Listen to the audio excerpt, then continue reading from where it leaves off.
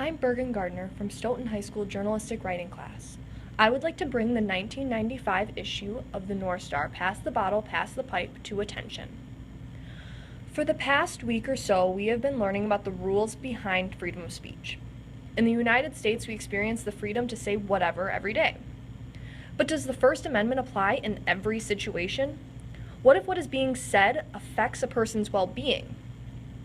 Even though I believe in the right of freedom of speech, I do not believe Pass the Bottle, Pass the Pipe should be distributed to our high school due to the blunt, no pun intended, imagery, titles, and that it goes against the code of ethics. The imagery in this issue is intense and obvious. It depicts our community as a dirty, unsafe place. The people in the staged photographs may be faceless, but that doesn't make it any better. The drawn image of a teenager achingly bending down to pick up trash while a masked teacher, whip at his side, watches. That doesn't happen.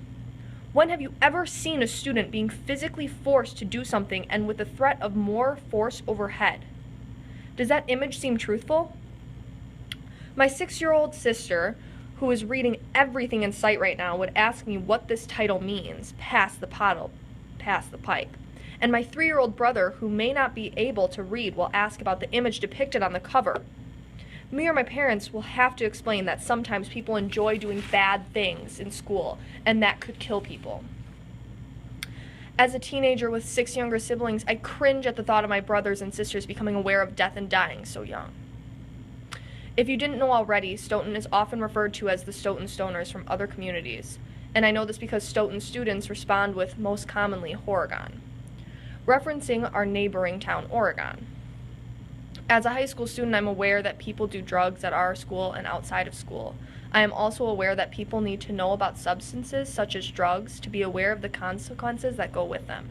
But I didn't need to know about alcohol in kindergarten or preschool. My worries consisted of who would play with me at recess today.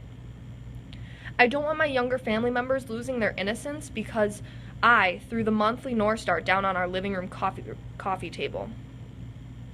In the Hazelwood School District versus Colmere case of 1988, it was decided that schools do not have to support speech that is considered, and I quote, inconsistent with the values of civilized social order. Do the people of Stoughton acknowledge the availability of drugs and alcohol? No. This is a small town centered on the thriving high school sports and its Norwegian heritage. The job of a school is to protect its students and community. The education institutions are the center of Stoughton, especially the high school. If North Star stayed in the confines of the high school, I would not be attacking this issue.